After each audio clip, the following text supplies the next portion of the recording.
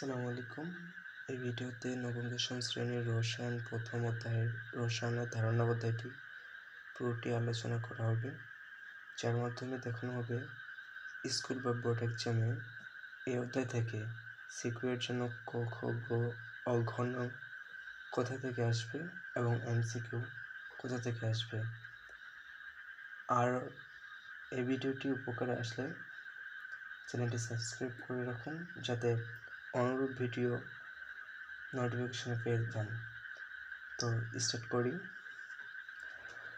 নবম দশম শ্রেণীর রসায়ন ধারণা। আচ্ছা, রসায়ন বলতে আমরা কী বুঝি? ইউজুয়ালি রসায়ন হচ্ছে এমন একটি জিনিস যেটার মধ্যে তিনটি ধারণা পাওয়া যায়, যেটা হচ্ছে গঠন, ধর্ম আর পরিবর্তন।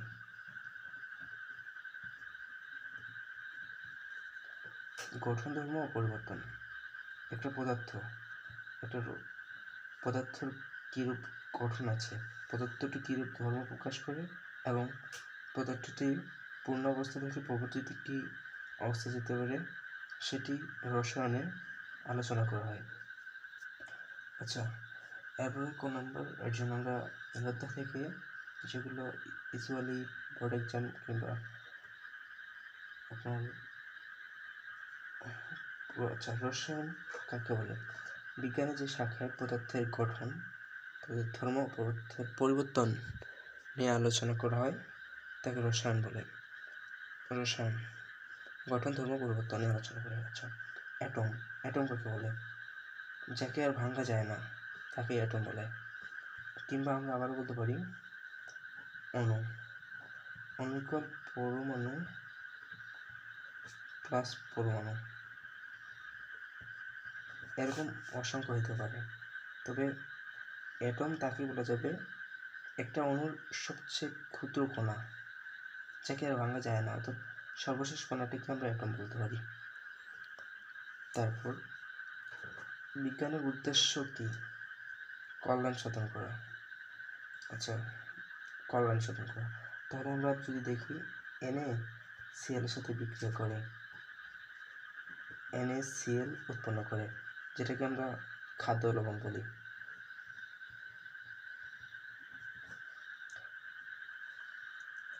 সোডিয়াম ক্লোরাইড খাদ্য লবণ, এটার উপকারিতা আছে, অর্থাৎ এখান থেকে আমরা কল্যাণ দ্বারা সাধিত হই, অর্থাৎ এটা কল্যাণ সাধন করা বোঝায়। এরূপ নানা ধরনের রসায়নের বিজ্ঞানের যে কাজগুলো হয়, সেটা কল্যাণ সাধনের লক্ষ্যেই তৈরি করা হয়। গবেষণা কি? গবেষণা করা আছে যেখানে বিজ্ঞানের পরীক্ষা নিরীক্ষার মাধ্যমে কিছু জানার পদ্ধতি, সেটা হচ্ছে গবেষণা। আর যেখানে সম্পন্ন করা হয় ল্যাব, যে ল্যাবে তাকে গবেষণাগার বলে। এরপরে তেজস্ক্রিয় রশ্মি চিহ্নকে ট্রিফল বলে, এটা একটু বেশি ইম্পর্ট্যান্ট। এরপর আমরা যদি এমসিকিউ বলি, প্রথম ব্যবহৃত ধাতু হচ্ছে সোনা। পদার্থের ক্ষুদ্র কণা হচ্ছে অ্যাটম। কপার ও টিন গলিয়ে ব্রোঞ্জ তৈরি করা হতো খ্রিস্টপূর্ব 335 দিকে। 35 কপার গলিয়ে ব্রোঞ্জ তৈরি করা হতো, আর ব্রোঞ্জ থেকে ভালো মানের অস্ত্র তৈরি করা হতো। আর সে সময় পশু শিকারের কাছে সেটি অনেক ফেভারিট ছিল। তারপরে কাঁচা আমে কি অ্যাসিড থাকে? কাঁচা আমে সাকসিনিক ও ম্যালিক অ্যাসিড থাকে। পাকা আমে গ্লুকোজ, যেটা সংকেত C6H12O6, ফ্রুক্টোজ C6H12O6 থাকে। দুইটার সংকেত বাট নাম একই হলো, সংকেত C6H12O6, এটা হলো C6H12O6। অ্যান্টাসিডে কী থাকে? অ্যালুমিনিয়াম হাইড্রোক্সাইড আর ম্যাগনেসিয়াম হাইড্রোক্সাইড। ভারী ধাতু বলা হয় পারদ, লেড, আর্সেনিক ও কোবাল্টকে। আচ্ছা, আধুনিক রসায়নের জন্য হচ্ছে অ্যান্টনি ল্যাভোইসি। তারপর ক্যালসিয়াম অক্সাইড পানিতে তাপ সৃষ্টি করে, আর অ্যামোনিয়াম ক্লোরাইড পানিতে তাপ শোষণ করে। এখানে যদি আবার বলা যায় যে এটা ক্যালসিয়াম অক্সাইড পানিতে তাপ সৃষ্টি করে। আমরা উদাহরণস্বরূপ মনে রাখতে পারি ক্যালসিয়াম অক্সাইড। চুন যখন পানিতে দেওয়া হয় তখন পানিটা দগদগের মতো ভাব বা তাপ সৃষ্টি হয়, আর অ্যামোনিয়াম ক্লোরাইড এটা তাপ শোষিত হয়। সাংকেতিক চিহ্ন পদার্থ সমূহের নাম এটা বলতেছি। আর আরেকটা এখান থেকে হতে পারে সর্বপ্রথম রসায়ন গবেষণাগারে এমসিকিউর জন্য। সর্বপ্রথম রসায়ন গবেষণাগারে কে রসায়ন গবেষণা করেন? তাকে গবেষণাগারে সর্বপ্রথম রসায়নের গবেষণা করেন আলকেমিস্ট জাবির ইবনে হাইয়ান। আর এটা হচ্ছে আমি বই থেকে দেখাচ্ছি, এটা হচ্ছে ক্লাস 9-10 বই। এই যে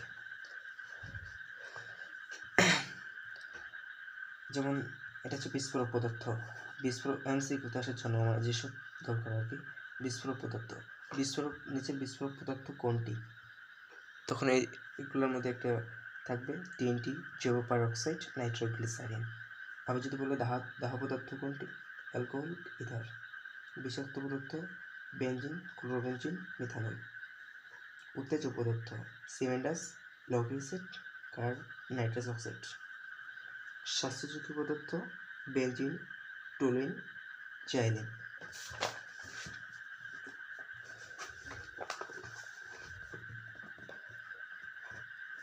তেজস্ক্রিয় পদার্থ ইউরেনিয়াম, রেডিয়াম। পরিবেশের জন্য ক্ষতিকারক পদার্থ লেড, মার্কারি। এবং ক্ষত সৃষ্টিকারী পদার্থ হাইড্রোক্লোরিক অ্যাসিড, সালফিউরিক অ্যাসিড ও সোডিয়াম হাইড্রোক্সাইড। তবে তেজস্ক্রিয় পদার্থ পরিবেশের জন্য ক্ষতিকারক পদার্থ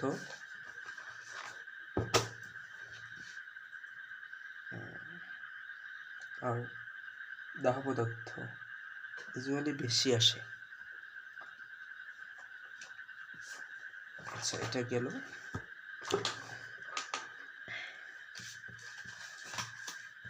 তারপরে যদি বলা যায় যে খ নাম্বারের জন্য, গ নাম্বারের জন্য এবং ঘ নাম্বারের জন্য কি কি ইম্পর্টেন্ট, এই অধ্যায়টিতে হাতে গোনা কয়েকটি টপিক থাকে যেগুলোর মধ্যে এসে থাকে। ক নম্বরে কাঁচা আম টক কিন্তু পাকা আম মিষ্টি কেন? পেটের অ্যাসিডিটির জন্য অ্যান্টাসিড খাওয়া হয় কেন? আমি প্রথমে এই কোশ্চেনটা বলছি, এটার আগে উত্তর দিই, দেন এটা আপনার বই থেকে পড়ে নিয়ে আমি দেখে দিচ্ছি।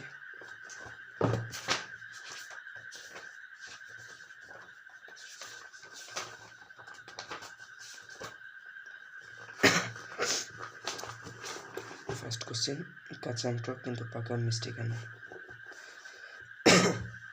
কাঁচা আমে বিভিন্ন ধরনের সাধারণত অ্যাসিড থাকে, যে মানে কাঁচা আমে সাকসিনিক অ্যাসিড, অম্লিক অ্যাসিড। কিন্তু আম যখন পাকে তখন বিভিন্ন ধরনের রাসায়নিক পরিবর্তন হয়।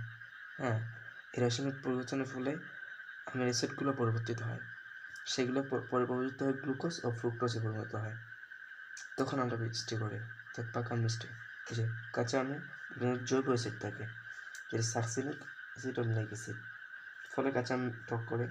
কিন্তু আম যখন পাকে তখন অ্যাসিডগুলো রাসায়নিক পরিবর্তন ঘটে, যেটি গ্লুকোজ ও ফ্রুক্টোজ সৃষ্টি হয় এবং পাকা মিষ্টি হয়। পেটের অ্যাসিডিটির জন্য অ্যান্টাসিড খাওয়া হয় কেন? সাধারণত অ্যান্টাসিডে থাকে অ্যালুমিনিয়াম হাইড্রোক্সাইড আর ম্যাগনেসিয়াম হাইড্রোক্সাইড। আর আমাদের যখন অ্যাসিডিটি হয় তখন অ্যাসিডিটি দূরীকরণের জন্য তখন এই যে পাকস্থলীতে অতিরিক্ত হাইড্রোক্লোরিক অ্যাসিড জমা হয়, আর হাইড্রোক্লোরিক অ্যাসিডকে প্রশমন করে। আমরা জানি অ্যাসিড ক্ষারকে প্রশমন করে। হাইড্রোক্লোরিক অ্যাসিড, এই অ্যাসিড অ্যালুমিনিয়াম হাইড্রোক্সাইড ও ম্যাগনেসিয়াম হাইড্রোক্সাইড, অ্যালুমিনিয়াম হাইড্রোক্সাইড ও ম্যাগনেসিয়াম হাইড্রোক্সাইড এক ধরনের ক্ষার, আর হাইড্রোক্লোরিক অ্যাসিড এক ধরনের অ্যাসিড। অ্যাসিড ক্ষারকে প্রশমিত করে এবং প্রশমিত করে দেন আমরা স্বস্তি অনুভব করি, অর্থাৎ সমস্যা থেকে আমাদের সমস্যা দূর হয়। তারপর ক নম্বরের জন্য গবেষণা প্রক্রিয়ার ধাপ। গবেষণা পরীক্ষার ধাপ এখানে আছে।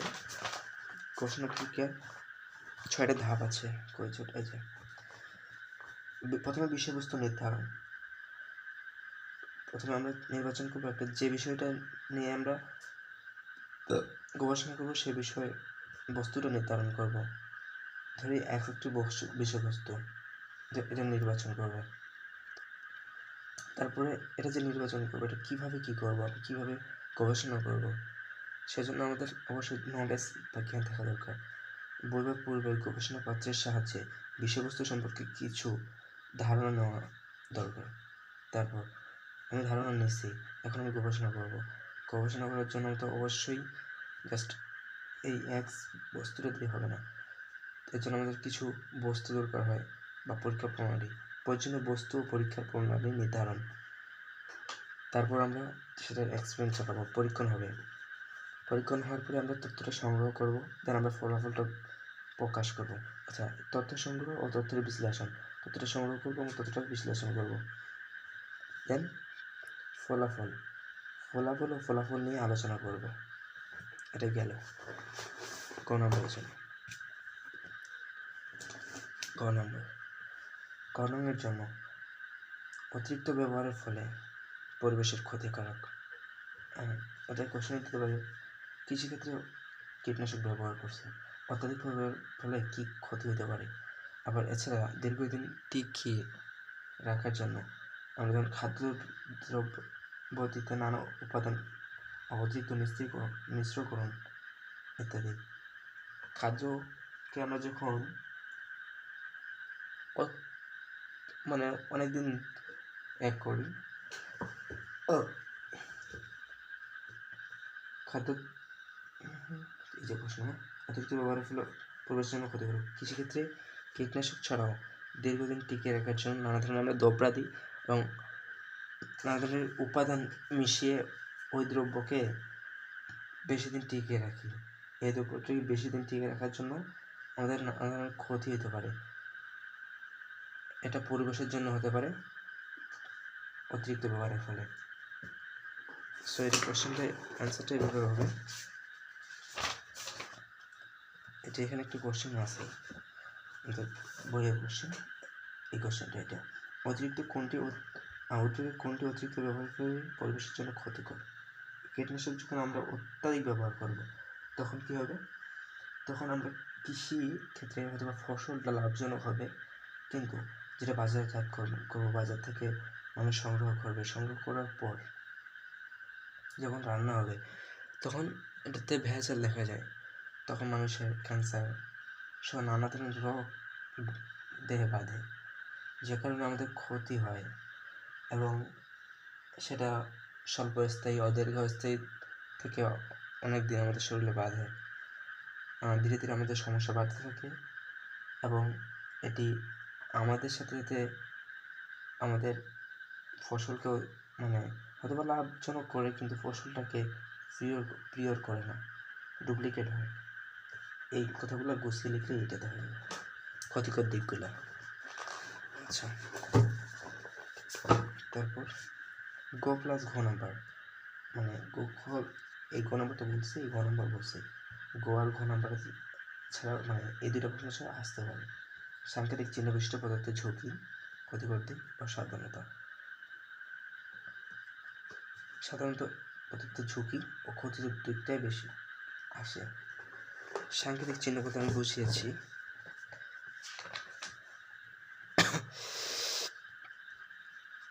এই যে বিস্ফোরক পদার্থ, ধরুন বিস্ফোরক পদার্থের চিত্রটা দিচ্ছে এবং বলছে এই বিস্ফোরক পদার্থের ক্ষতিকর দিক, সাবধানতা এবং এটা আমাদের দেহে কী কী ক্ষতি হতে পারে।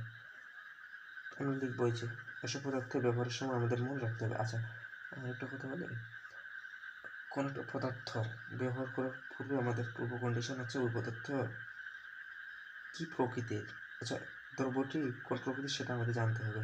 সেটা জানার জন্য আমাদের কক্ষে বা ল্যাবে যে কোটাটা থাকে, কোটার লেভেলে এই ধরনের সাংকেতিক চিহ্ন ব্যবহার করা হয়, সেই চিহ্নটা দেখে আমরা বুঝতে পারবো। তো এসব পদার্থ ব্যবহারে আমাদের মনে রাখতে অবশ্যই আঘাত লাগলে বা আগুন লাগলে প্রচণ্ড বিস্ফোরণ হতে পারে বিস্ফোরক পদার্থ। তাই এটা ক্ষতিকর দিক এটা, যার জন্য ক্ষতিকর দিক হচ্ছে এটা, যার জন্য শরীর ও গবেষণাগারে মারাত্মক ক্ষতি হতে পারে। তাই দ্রব্যগুলো আমাদের খুব সাবধানে নাড়াচাড়া করতে হবে। এই বিস্ফোরক পদার্থের উদাহরণস্বরূপ দিয়েছে TNT, যৌগ পারক্সাইড ও নাইট্রোগ্লিসারিন এরকম। তবে ক্ষতিকর দিকটা তখন আমরা এইটা হবে, যার জন্য আমাদের শরীরে গবেষণা করে মারাত্মক ক্ষতি হতে পারে। ঠিক আছে, সাবধানতা এটা ক্ষতিকর দিক। তারপর ঝুঁকি যেমন আমরা বলতে পারি এটাতে লাগলে আমাদের কক্ষে বা লেবে আগুন ধরতে পারে, তাই আমাদের শরীরের নানা ধরনের ক্ষতি সাধিত হতে পারে। এছাড়াও আরও অনেক কিছু হতে পারে। ক্ষতিকর দিক পদার্থের ঝুঁকি বললাম। তারপর সাবধানতা হিসেবে আমরা এইগুলোকে অবলম্বন করতে পারি। যেমন আমরা জানি যে রসায়ন ল্যাবে প্রবেশের সময় আমরা সর্বোচ্চ সচেতনতা অর্জন করতে হবে। এর জন্য অবশ্যই আমাদের নোটিস থাকা দরকার যে কোনটা কোন প্রকৃতির। তাছাড়া আমাদের ল্যাবে প্রবেশের সময় apron, safety goggles, hand gloves, mask এবং অন্যান্য চাহিদা অনুযায়ী বা অন্যান্য প্রয়োজন মাত্রক জিনিস পরিধান করতে হবে। এভাবে আরেকটা যদি বলি যে সাংকেতিক চিহ্ন বিশিষ্ট পদার্থের ঝুঁকি ও ক্ষতিকর দিক, ধরুন এটা বলি একটু বেশি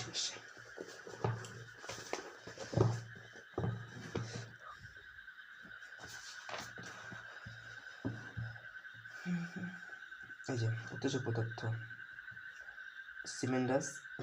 উদাহরণ হচ্ছে উত্তেজক পদার্থ সিমেন্ডাস, লঘু অ্যাসিড, খাট, নাইট্রাস অক্সাইড। ঠিক আছে, উত্তেজক পদার্থ আমাদের ক্ষতি করতে পারে। কী ক্ষতি করতে পারে? ত্বকে, চোখে ও শ্বাসতন্ত্রের বিভিন্ন ধরনের ক্ষতি করতে পারে। এ ধরনের পদার্থ ব্যবহারের সময় অবশ্যই সাবধানতা, এটা হচ্ছে ক্ষতিকর দিক। এটা হচ্ছে তার উদাহরণ। অ্যাপ্রন, হ্যান্ড গ্লাভস ও সেফটি গগলস ব্যবহার করতে হবে। এটাই আমরা যেগুলো দেখলাম ক নাম্বারের জন্য MCQ, এই MCQগুলো ঘ নাম্বার ঘতে যেগুলো আসতে পারে সেটা সম্ভাবনা হচ্ছে 90 থেকে 95%, এবং বাদ বাকি 10 থেকে 5% বইয়ের, মানে যেগুলো লিখিনি বাদ বাকি হচ্ছে বই আছে। বইয়ে যেগুলো হতে পারে এগুলো একটু বলি। তবে এগুলো আসার সম্ভাবনা বেশি, মানে বোর্ডে সচরাচর এগুলোই বেশি দেয়। একটা বোর্ড প্রশ্ন রিপিট হয় বারবার, আর যেগুলো আসে না এগুলো কেউ দেই না।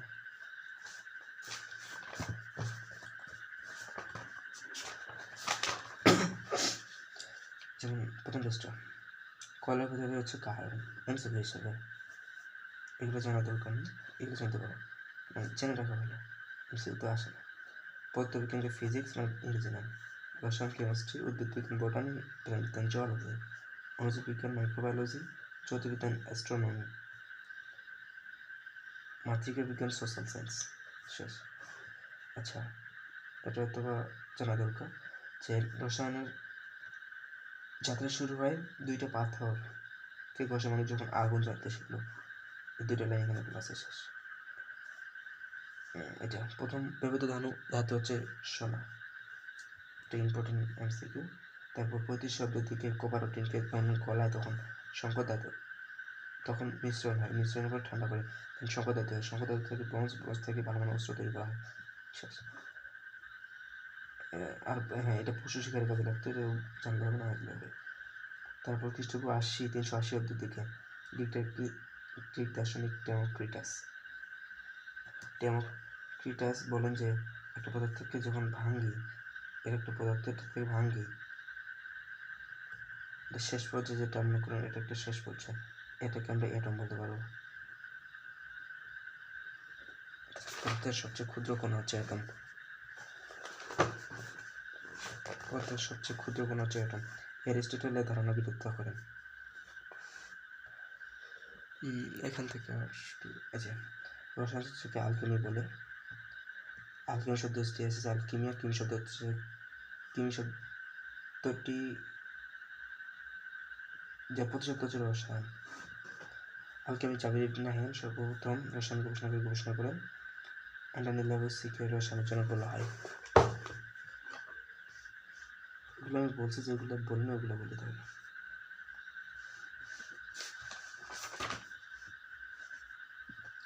জীববিজ্ঞানের সাথে রসায়নের সম্পর্ক সার্কিট রসায়নের মনে রাখবেন। পদার্থবিজ্ঞানের সাথে চৌম্বক বিদ্যুৎ, গণিতের সাথে হিসাব নিকাশের। সবচেয়ে ভারী তত্ত্ব হচ্ছে পারদ, লেড আর্সেনিক। এমসিকিউ দিতে পারে। পারদ হচ্ছে তরল পদার্থ।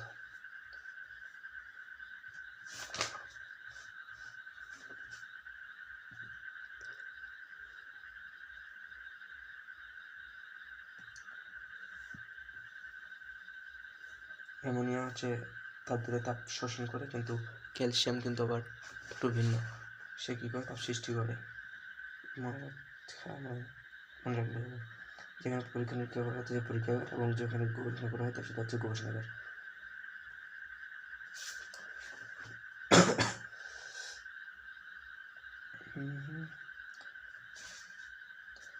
খালি এইগুলো জানলে সাধারণত বেশি হয়ে যায়। আর ক্ষতিকর দিক: সাবধানতা, apron, safety goggles, hand gloves, mask, এগুলো দেখলেই না। আর এগুলো বেশি সচরাচর এমসিকিউ আসে। বেশিরভাগ পদার্থ তিনটি জৈব অক্সাইড, নাইট্রোগ্লিসারিন উদাহরণগুলো। এগুলো সবগুলো যেমন এখানে দেখুন, এখানে কি বলছে এখন হচ্ছে না। আমরা যদি বলি এই যে এটা কি দাহ পদার্থ, নিচের কোন চিত্রটি তেজস্ক্রিয় পদার্থ? তেজস্ক্রিয় এটা আপনারা এই ছবিগুলো একটু ভালো করে দেখবেন, নাম সন্তুষ্ট। কোপারের সাথে কোন ধাতুকে? কোপার, টিনকে না? কোপারের সাথে টিনকে বলেছিল। কোপারের সাথে কোন ধাতুকে বলেছিল? কোপারের সাথে টিন ধাতুকে তো বলেছিল না?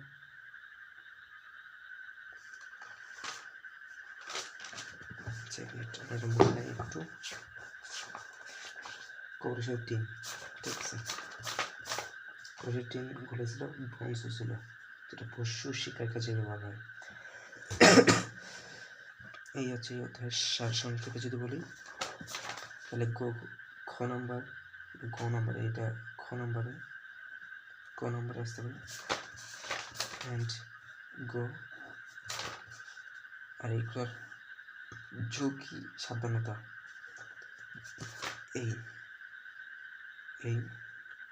থেকে এই কোশ্চেনগুলো সাধারণত বেশি এসে থাকে, যেগুলো দেখালাম খাতাতে, অ্যান্ড যেগুলো বইতে হলো এইটাই।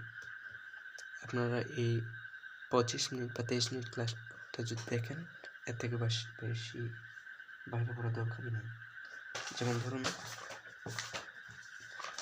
এই যে, তাহলে বুঝতে পারলেন রসায়নের একদিন অনেক প্রয়োজনীয়তা। যদিও আমি উপর থেকে পড়েন, তবে এই বাংলা কথা পড়া হলে অজীব কোনো দরকারই নেই।